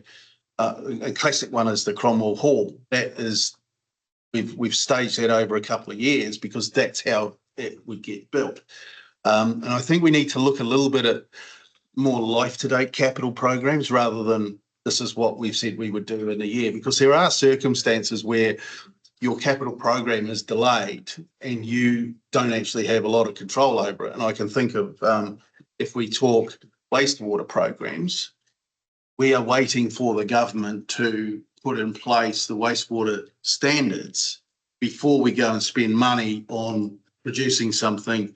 We want to make sure it fits with those standards. You wouldn't want to spend a lot of money on wastewater and then the government come in and say, oh, we're changing the standards now. So those things we've got to deal with as well. But what we are trying to do is produce awareness amongst the staff that these programs need to be completed because we have gone out publicly at an annual plan or a long-term plan process time and said, we will do this and you will pay this. And what we're actually doing is you're still getting you will pay this because you only get one chance to set rates, but we may not be undertaking that we will do this bit until later on. So $92 million worth of increased value. that'll ultimately affect their depreciation. It depends whether it's depending what type of asset. If it's land, then that's not going to, but buildings and plant and equipment absolutely will impact depreciation and potential funding of that depreciation. Yeah, and I guess the issue in that is we've done relatively well to have our asset gone up 100 million on $1 billion business. Our rates are probably going to stay like the businesses, the rate payers got a lot more value in the council assets now than they ever had. It's at 1.3 now. 1.3 billion, yeah. But I guess the other side of that is that, you know, the concept of funded depreciation is designed to collect now for future replacement. Future replacement price is always going to be higher than it is now. So there will be a flow-on effect of increasing depreciation costs, which means we will need to fund more of that depreciation cost. Or less and borrow. If we're going to have rates. Yeah, that's, I think that's a good point, but that's an LTP discussion. And I think it is well highlighted, because that was what I had in here to highlight as well. You know, roading's increased by $41 million, which is an overall depreciation replacement cost increase of 7.94%. And that's just in one category. When we start looking forward as to what funding I'm so pleased I printed this out. You know, as our number one priority, if we are operating under a rates cap, all of these things are going to impact what money we can spend where. As a bonus for the community, you've increased your equity position by $100 million. That's right. Not that you can go out and sell your roads and get any money back, but. Appreciation. Yeah, so it may just well be that the percentage of depreciation needs to be looked at and percentage of borrowing for intergenerational debt. I guess we're in a different position than private business would be in. Equity is what you can borrow against. So adding 100 million in a normal business would, you know, give $60 million worth of borrowing. We don't get that. We have to base it on what our revenue streams is. So, you know, we don't increase our revenue by $100 million. But it'll increase their credit rating if we do go to borrow for big issues, like the water entity using that same example. Although we've been told that our credit rating may be compromised under the rates cap. Yeah, our credit rating is going to have to carry, the combined three of us will have to carry the new water entity. The water entity doesn't necessarily need to get a credit rating. My understanding, LGFA will be looking at guarantees from the owner councils. And the borrowing from the entity will be looked at as part of our borrowing as well. Yeah, it'll be a look through entity basically. Yeah. Word I was looking for, Curtis.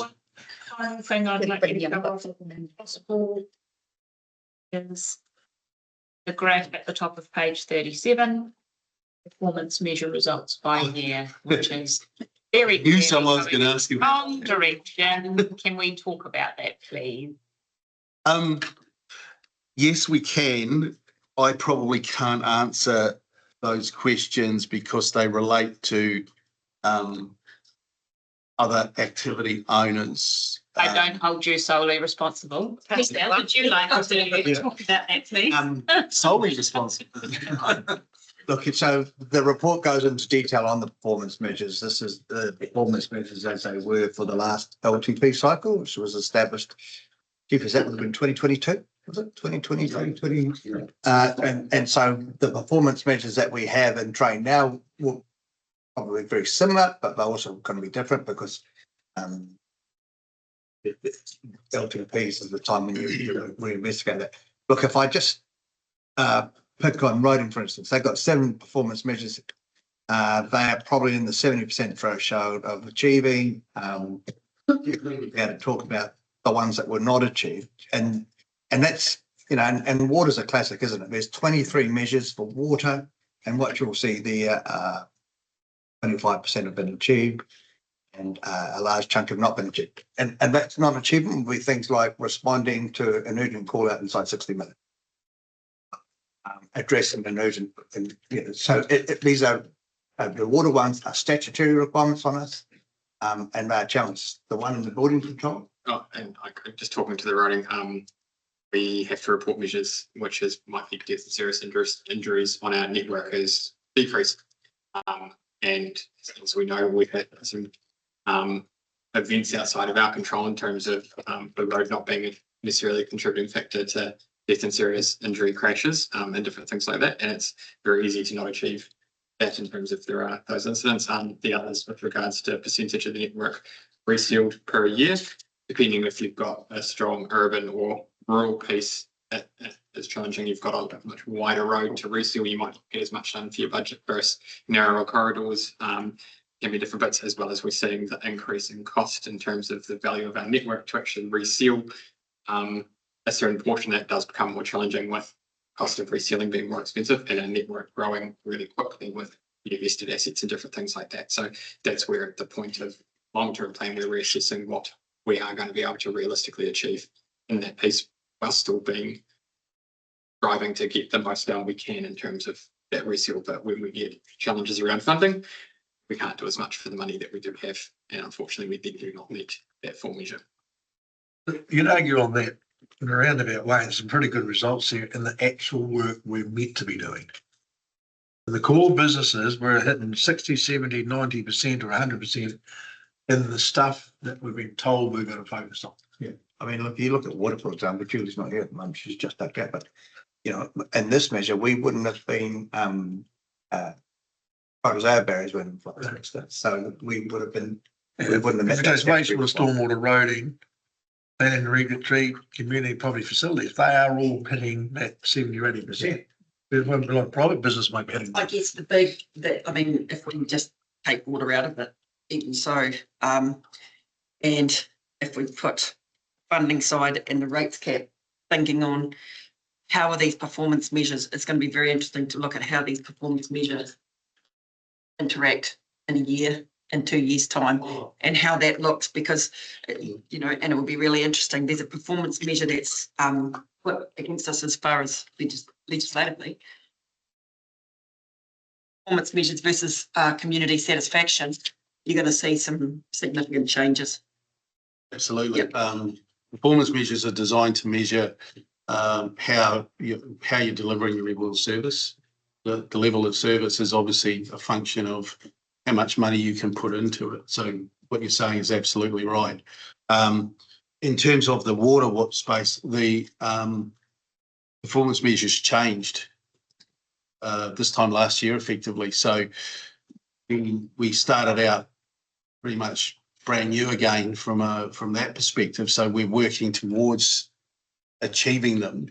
And if you look at the annual report, you will see things like they've gone from achieved to not, got rid of achieved and not achieved. It's partially achieved, nearly achieved, those types of things, which like an NCEA approach. Is that good try? Sorry, that's their new approach.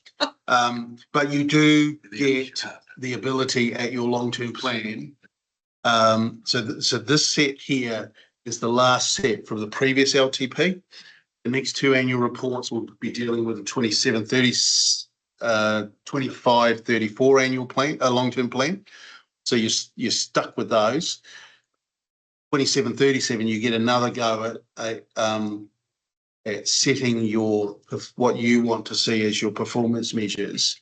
Again, given the cost constraints that you'll probably be facing. Sure.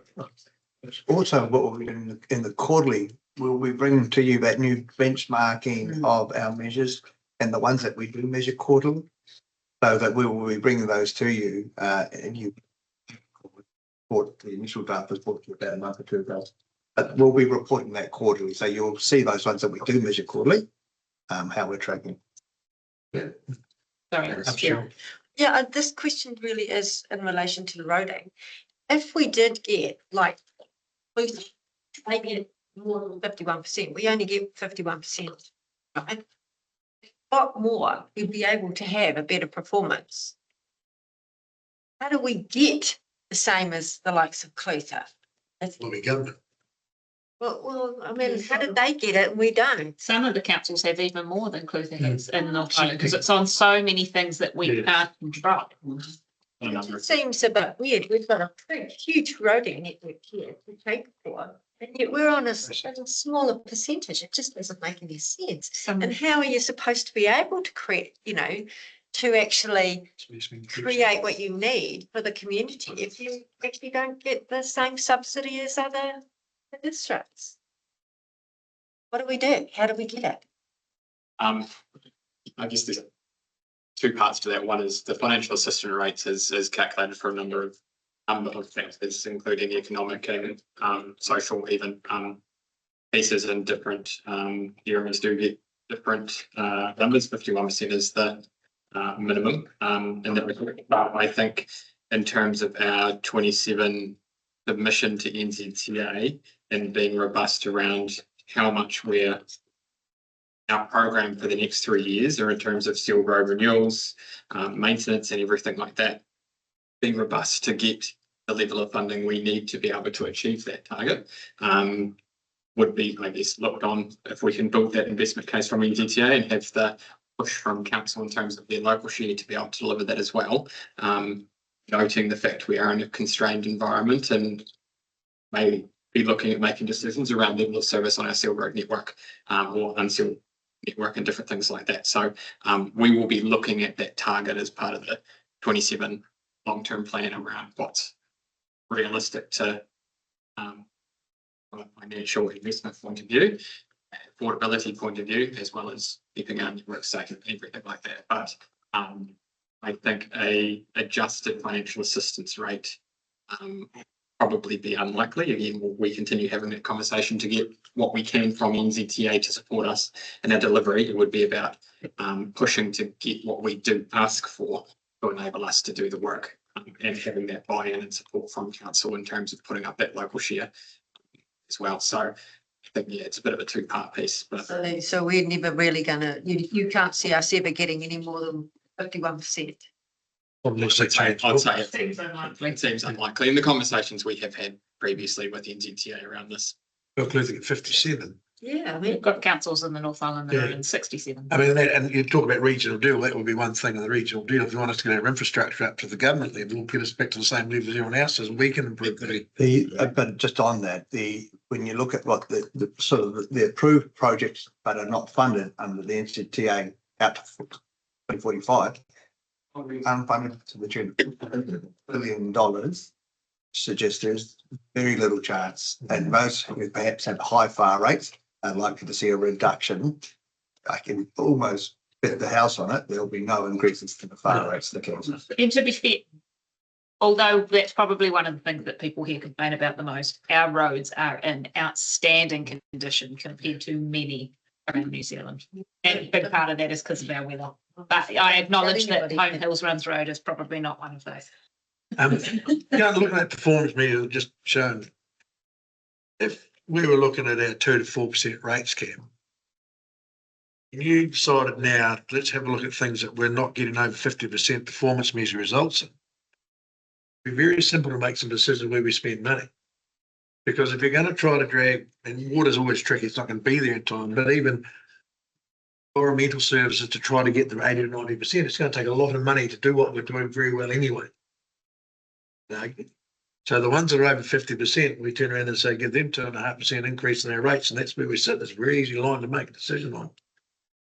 Some of the requirements, though, are regulatory requirements that we have very little ability to control. Is there any final questions? Because otherwise we'll move to the recommendations that sit on page 32.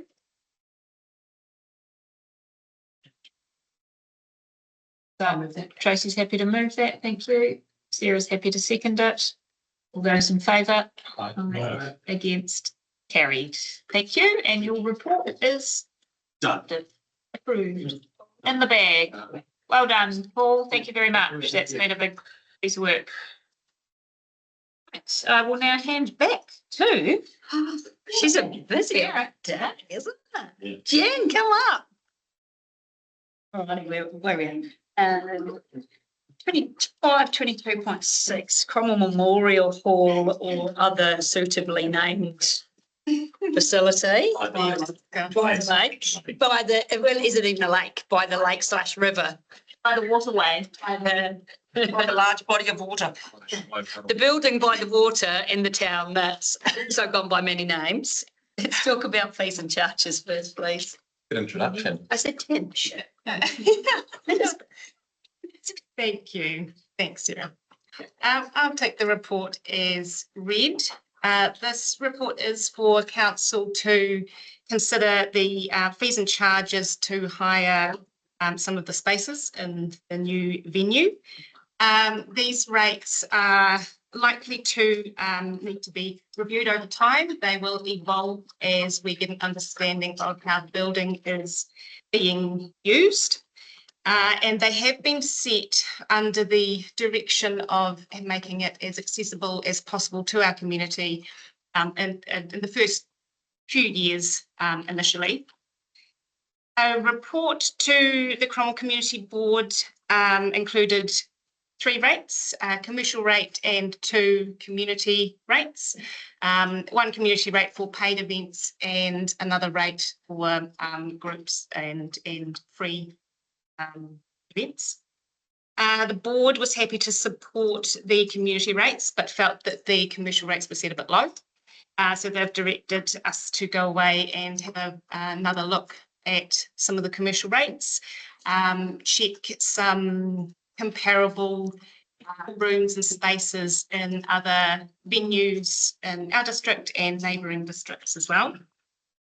A workshop on the 4th of February will be held to discuss purpose, performance targets and projected usage, and then we can talk about those commercial rates again at that point. The report also refers to rates and usage for the RSA. The board's recommending that the RSA have exclusive use of the facility for free on the 25th of April and the 11th of November, and also to have free usage of the RSA room for their meetings. So this is now all up for discussion and consideration by council. So this is quite a lengthy one at Community Board. The key points from the conversation there were that we were really keen to see that not necessarily the usage, like we predicted usage on a 70-30, but we don't necessarily think that's accurate anymore. We were just trying to say that we want the community to have first dibs on its space and for it to be affordable or no charge for depending on what that is. So it's really important that it's community first for that facility. But the conversation then turned to the fact that actually the commercial rates should be up there and comparable. But actually doing some research, it's quite significant what we first got in there, wasn't it, compared to what we think is achievable. Probably seeing that building has made us realise that we are on a different level. So Community Board asked that they go back and have a little look and put the money up there as and when it's necessary. We'd like to see that hall obviously cover its costs as best it can, so that burden on the ratepayer is minimised. So that's why that direction was made, and should be a bit of work done there. There is the workshop coming up on the 4th of February, which is preceding our community board meeting. You are all very welcome to join us. Please do if you can. Will it be on Teams? Yeah, yep. Absolutely. Yep. So you can hook in there. But please do. Like we talk about this sitting here, and it's a community facility, yes, that we use by Cromwell, but it is Central Otago. It does affect us all, and we probably do all need to have that conversation more so than just by the time it gets to this point. So please engage on that. But any questions, comments, Tracy? We have a reminder for that meeting, please. Can it get chucked in everybody's diaries? And then Thank you. Awesome, that'd be great. Is there any other groups that are going to put their hand up the same as the RSA? Not necessarily for the same days, but in the same vein. As in exclusive usage of? Yeah, for a part or during the year. Is there anything? So where this has come from is the original hall was War Memorial Hall from government funding and all of that kind of stuff. So the connection to the RSA is very unique there. And just to pick up on what Sarah and Jen have said, is that this is sort of the community board's nod back to the history of the site and the hall. And just remembering that going forward, the RSA. As far as I'm aware, I wasn't around in the sort of 50s and 60s when it was built, but is that was the key driver. And there were likely other smaller community groups. And I think that's where the community board wanted to pick up in the rates that they've depicted here, you get access to. And then I guess the commercial component was around the 70-30 was when, and just for new councillors around the table, we didn't have an operational budget against this hall. When we sort of started this project that Jen was working on sort of 7 or 8 months ago. And so we used that as a bit of an indicative to start. And I guess the Sands have moved slightly with rates capping and, probably seeing maybe how popular the hall's going to be, is that hopefully we don't need to offset the running costs as much, given the clarity that we might see. Yeah, I don't have any problem at all with the RSA side at all, like no problem whatsoever. However, I'm just meaning if, is there any, I mean, you guys I'm picking, they would have, because I just remember very vividly that there was submissions at the time that they said, oh, we want to be able to use it for our. And that's why we've gone for that 3-tier rental, is that we were trying to encompass that. And we've got the 3 rates, but we did talk about with Will about merging that into a model of percentage discount in time rather than being it. So you might see that there's a 95% discount on the commercial rate, which it's that value add for the community that you get in it at 5% of what you would if you're a commercial entity kind of thing. So that there is a charge, but it's just to keep it running. That kind of ties up. My last question is, what's the definition of commercial? For this, excluding every other building, and for this building, what's the definition of commercial? That'll be a discussion on the 4th of February around that and performance targets and all of that. So we had it sort of defined about, external people paying tickets and all that kind of stuff. However, there was further discussion around like what do local businesses and ratepayers pay compared to when Taylor Swift inevitably comes. It's 2 very different things. Still hasn't emailed me back yet. She'll be paying full price and she won't mind. Yeah. She'll probably fine. She'll probably like community cover all the way. Whereas your little local person taking Pilates might be quite different from your Taylor Swift. Yes, again, if it's a charged activity, like if it's a dance school that are charging a fee, then that's that community one. Yeah. You're making money and they're hiring you space to do so. Same as hiring a lane at the pool was our kind of comparison. Yeah. If you're taking your kids for a swim, then it's community 2. So what you're saying is the commercial side is still. And then commercial is up there again. That's a different entity. You also have to be very careful if you're going into a long-term commercial and it might be community led, whatever, but that they're not going to basically use that space all the time, and it can then no longer be used for proper commercial. Yeah. So you're going to have to be really careful. Yeah, and there was a lot of talk about that with like weddings. If we go and rent out that commercial kitchen, that you're not stopping somebody come and having their wedding there who's a local, but they've got to use the caterer because we've rented that out. So that's all. Yeah. Doesn't it? Yeah.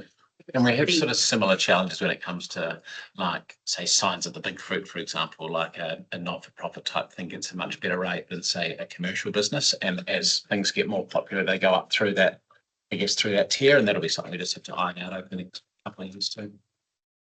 I had one question on small space rates on page 43. That one. We've got community 1 and 2 are both the same rate. Ooh, eagle eyes. Yeah, and that small space especially should be virtually not much at all for community 2, shouldn't it? But we're on 90-20 for both. Can that be community 2 be adjusted down? I'm assuming is the. That's probably just been copied. Yeah, I think that was the only one. Everything else looked about right. But yeah, can you take that one down? Aside from that, it all looked as per. Right, I'd like to talk about the whole. Come on, surely there's some opinion. And all I might add to is that the intention would be to take the community board to the hall on a more permanent basis once it's up and running. Yes, to move the We can meeting there utilise as the well. existing space in the Cromwell chambers for staff capacity because it's sort of busting at the seams. Are we going to be considered community 1 or 2? Commercial. It's gonna, yeah. These meetings are gonna be short and sweet, aren't they? Council meeting penciled in 26 as well. Yeah. Yeah. Commercial existing council facilities, well, there's nothing going to be quite like that. So how do we get a value of the Ranfurly Town Hall to set the rates on something that you spent 40 million on? It's not going to be the same. So I guess the risk is if it's priced in a new commercial facility, that would be too expensive for volunteer groups to use. Yeah. But yes, I guess what I'm worried We'd about be is not. looking at our council facility, like other council facilities. We've got other community facilities in Cromwell as well. So there's So, yeah, sorry, like other councils' facilities, like Queenstown's. yeah, I think we've used 4 or 5 Yeah, yeah. around New Zealand. So Benchmarks. I mean, I guess there's always cross subsidisation. You would argue that any facility in the Minutato, the ratepayers from Cromwell will be funding. Yeah. If it's not been used enough, and I guess it's got to be used, but it isn't just like every other facility. It's a completely different facility. And if I just, and for new councillors, this council has asked us to come back every 6 months with a sort of performance report on how this is tracking, and then to do a full review of the overall running of the facility, I think at year 2.5. So this is sort of taking that initial, the first 2.5 years. Other use the word stuff that the council does in this space, they base costs on membership numbers, especially if it's not for profit. And they look at the size of the membership to see what can afford if these rates are too much. So I don't know if that entered discussions at all or. Yeah, I guess there's lots of different ways you could cut it, you know. And I guess going forward, if you see that some groups are inquiring and going, oh, it's too expensive, then. I think those rates are actually quite reasonable considering community 2 rates are quite fair.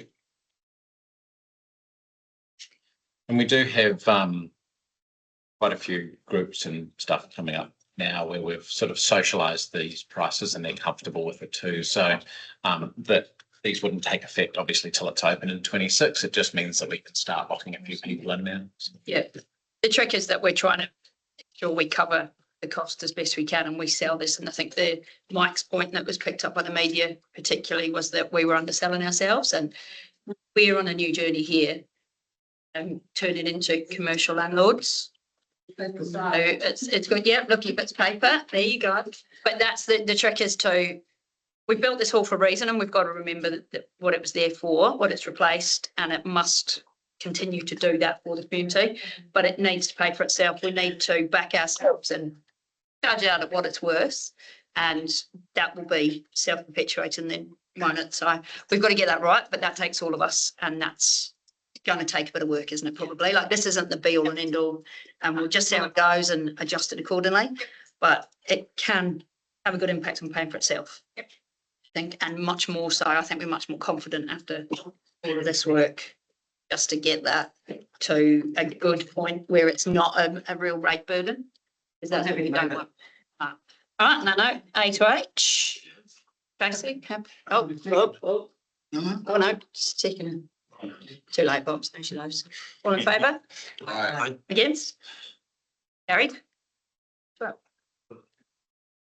And here we go. The Flake, the Flare facility by the Lake River, 25/22/7. Let's have a discussion on naming said property. Yes, indeed.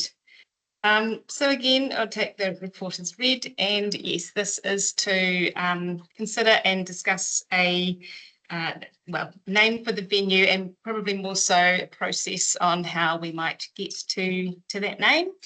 The report to the board included whether the venue will be dual named, English and Te Reo. And also the board has recommended that we go to the community for their feedback on the English name as well. So up for discussion. Just highlight that it wasn't feedback on English, it is ideas from the very beginning. We hadn't not feeding back on anything. We personally, so again, in the community board report that we got, we chose to remove any suggestions or direction or anything that could be deemed to be a steer on where it was. because we want the box to be fully open. And sometimes if you say, oh, maybe it could be the Memorial Hall or the people stay in that vein, and we're very conscious that we do not want to do that. So we took all of those suggestions out, and this is a completely piece of paper in that respect. But we did approve that there would be a dual name and a gifted name by Whenua would be appropriate. Recommended that. So yes, so here we are. See if you please. So maybe just do your spiel on the 4th February workshop again, because that's where this process would start for the. And yes, you will get shortly in your inbox. You'll get an invite to the meeting on the 4th. Oh yeah, perfect. Quite an important point for this facility. Everybody has an opinion. Some have very strong ones. Some have Charlie's chucklings. We're going to ask him his opinion in a minute. It's important, and we will get it right for some and we'll get it wrong for others. Regardless of what we do, we need to make sure that this conversation at the very least is as far-reaching and appropriate as we can make it. So on that note, who's first? Go on, Charlie. Go on. Give us something. Come on. Socialise. Give us something. You're going to try and hunt for a name that's going to work towards the future. Is that the idea of it?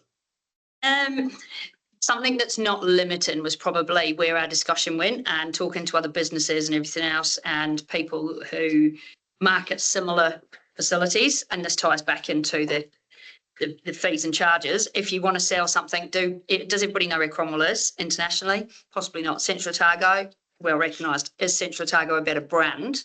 Are we talking branding to sell, or are we talking a name for a facility? Are we talking a single name? Are we talking names of parts? And it's a complex, the dual name is almost a side piece to that, because it's in English, what it's known as defines what it will be used for and what it represents. So it's important that we understand what it is to name it appropriately. So the history of it is really important because of the site and because of the memorial and the RSA room. That's important, but it isn't the only thing that is there now, whereas the previous build, that was it. That's what it was built for. That's how it was built. That was who built it. But we've built that again, but we've built more than that. So that's the discussion that we need to. The joint name, like when you look at it, that you're trying to name the building something that'll mean something into the future.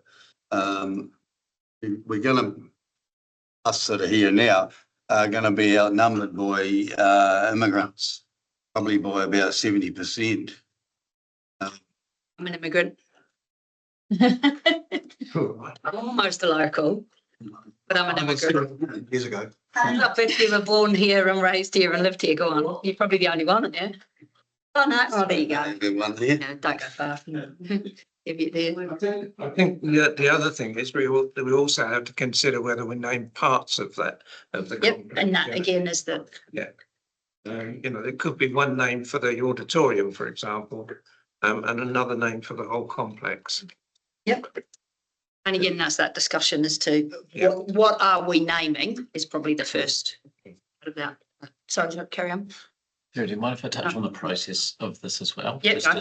So the community board and council to meet on the 4th of February for a workshop and throw all your ideas around and all of that kind of stuff.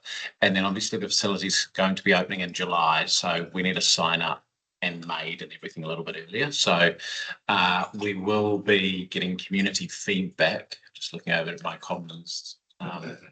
I'm pretty sure it's in the April period for 2 or 3 weeks. It's quite a In March, we were. There was a really short load. so it's a really tight feedback period to meet the community board April meeting to then come to council by the end of April with a suggested name. That's right. Yeah. Yeah. Yes. Good. Yeah. So it's right. Maybe yeah, quick push it. it is quite tight. Yeah. It is, but also it's something that's been on the books for a long time. Yeah. It's contentious that we haven't done it yet. Yeah. So there is no reason to wait anymore. If you've got an opinion, you can have your opinion on day one of that fortnight that it's open as easy as you can at the end. There is we're not trying to limit anything by limiting that time frame. We're just trying to make it concise. Yeah. And it's doable. And those team are keen. all the feedback you can muster. Go back to the dual naming part, that's decided by the community, but yet the community board, but yet the council would be disrespectful to challenge whether we have dual naming because it's already been asked for. Conversation with you guys. Yeah, that's right. I mean, I'm not saying it's right or wrong either way, but it shouldn't that dual naming right have come to here first and then ask the community or the community board whether that's a part of it. Well, We it's go to the been- community board first and then their views come to this council. Other than this is different, but the only thing we have on our books that actually now the whole community fund parts of it. It's under our naming policy is that it goes to the community. We've got a policy of that.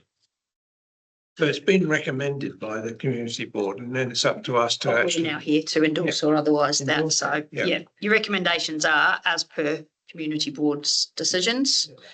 Took a bit of work to tweak those words out, but yeah. One on there, Wayne, we've got 2 E's. Can we make it plus one of F's, please? Can I just, David, could you walk me through that community engagement? When you got citizens assembly, I haven't seen that words before. Well, yeah. Council paper. Yeah, that's right. So that was the community board threw around a lot of different ideas about how we could go about naming this facility by the lake. And there are a number of different things where the community board could come up with it, council would come up with it, a lot of different ideas. And one of them was a citizens assembly, which the long and short of it is there's a couple of different country where you would have people from the district, a fairly good cross section of people come out. You might say have 40 or 50 people come to one location and you'd set them a problem to solve essentially. And then there'd be 2 ways that come up with a solution to be resolved by council, or council would delegate them that decision. Is that a good summation? So how does that in practice, are we extending an invitation? Do we target individuals or do we ask people to put their hands up? Yeah, so this one here at the bottom in E is just noting that it was a discussion to let you know the community board didn't want to take that approach. It was just noting that it was a discussion that there may be future things that the community board in Cromwell do that they might like the council to consider. This could be a good option to get your feedback. Yeah. I'll give you a rundown of it, Marty. Yeah, it sounds like a good idea. Yeah. It was, we were looking at the fairest way to get that cross section and not just if you put the let's talk, we find it gets as Roxburgh came to, like it's hard to get a fair balance of noise versus opinion. So it was considered, but it was too big and too cumbersome. Not quite what we were after this time, but that's a good idea. And expensive. Tracy? I think the most important message to get out there is that this is a decision for our entire district. Yes. It's not just a decision for Cromwell. And I think that anyone who's listening or who potentially may read about this coming up, it would be really important that some people won't have a view, and that's fine. But some people will feel like they'd like to be a part of that process. And I think it's really important that people realise that this is the whole district-wide side of things, and which is a really, we're in a really great space. So it's really exciting for the district to be able to do that.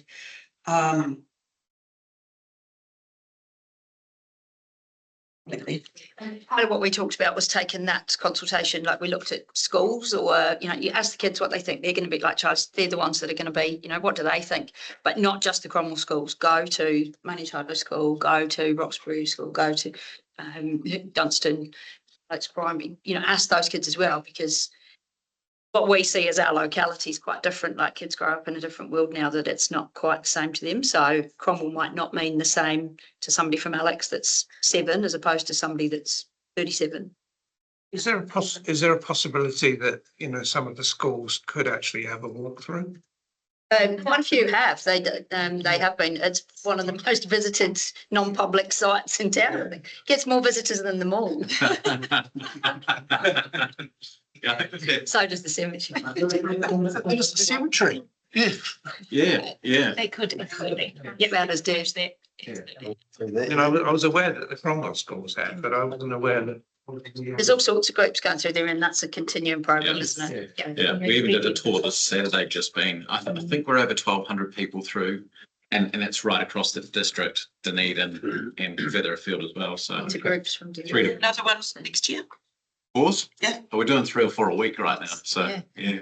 I hope I'm managing to build it in between all the tours. Yeah. There It just worked till 7:00. Everyone's gonna, yeah. We would have paid for the We would have paid for it, would have been in surplus. What if we went with option one and we go through this consultation workshop, community board ratification comes back with the dual name? Yeah. Will it be one English name that we yay or nay on, or will we have a selection of two or three? Oh, God, we'll never, You're all there. never agree. I mean, We have two. it's a community board decision, but I would imagine they'd probably give you their favoured one. What the community board would like is for this table to be part of those workshops, that it isn't a them and us. We're very mindful that we're bringing things up, and like you say, that's come from community board, but that's only because we're not getting involved till now, till we're being asked. So the more of us that can be there for that stage of the discussion, the more global that decision is at that point. And when it comes to us, we're already part of that decision. So it's not something new. So I think that's quite important that we're part of that at that stage. And then when it comes to us, we have been part of what we're then agreeing to. I'm just thinking if it's only one and we don't like it and we turn it down, we have to start We again. started getting it. Yeah. But if we're part of it, we won't get to that point No. because we will be part of Off the point, you're going to get plenty of names. Well, that's the thing. it. Probably will. I hark back to the naming of Central Stories. It was literally, if I recall, we actually put the call out. It was run almost like a competition. People were asked to submit names through, and then they were collated, came back to, and then we went through and and as a community board, then got down to the one we settled on. To a Central, and there's, I think from memory, it's about 30 or 40 different names were put forward. That decision-making matrix is, does it tick the boxes of, does it do this and this and this, does it that? And you kind of filter through. That's what we're going to need to be a part of that process, aren't we? But all feedback welcome. And for the media that are recording this and about to write a story on it, please encourage your community to get hold of your elected member, whichever ward you may live in. And we will be in the supermarket probably daily over Christmas. Do come and tell us what you think. But we are here for that in the supermarket, by email, by messenger. But no, it's important. Yeah. And if you haven't had your say, you've got plenty of opportunities. So don't say that you didn't get that chance to do that. So please do. And I think probably the locals will always call it the hall. And yeah, regardless of what we stick the letters on the wall of, it will be the memorial hall to some. They die, so, and so be it. So be it. Right, any more comments, questions? Yeah. I guess what comes first, go back to Manawa Whenua, say, and then it becomes a process, they have a name which is relevant to them. And then we don't know what they're thinking or we're thinking, we're miles apart. They don't have to be the same. No, but I mean, if one means something completely different than the other. It's true. That's fine. That's, yeah. It is So if they came back with one that said, building beside a flowing river, we don't have to say that it's called the building beside the flowing river. No, because that's too many letters and we haven't got But that it's signed all budget. starts at the workshop on the 4th of February that we've So seen. let's not, Example's toy two underneath. It's called toy two, but it's the target setters. So they don't have to be reflective of each other. It's just, it's a name that's gifted, that's significant. Building by a flowing river. Yeah. Thank you. Yeah. Thanks, Rebecca. We'll get you on. I'm quite happy to move A to F. Eight to the new F. All right, any more discussion? No. Both Master second, Bob? Yep. All in favour? Aye. Any against? Carried. Well done. Thank you very much. Thank you, Ted. Can I do a wee public plug? There's going to be a virtual tour of the building in the next week or so. Oh, yeah. The film crew go through that the community board have done. Mike and a So, spanner with a yeah. microphone on. It'll be on the council website and the Facebook page. I can Yeah, well, Mike's TikTok, if you're young enough for TikTok. Very exciting. and just, it's just it's Comms just put a press release, our Bailey Bridge across the Manor of Kia opens tomorrow. So I think, huge. walk over. Hey. Go Comms. much for all those online. We will be back here at 1:10. It's a name. That's a good. Well, you're part of it, mate. That's so- not the point of my head. Nothing worse than we get a name.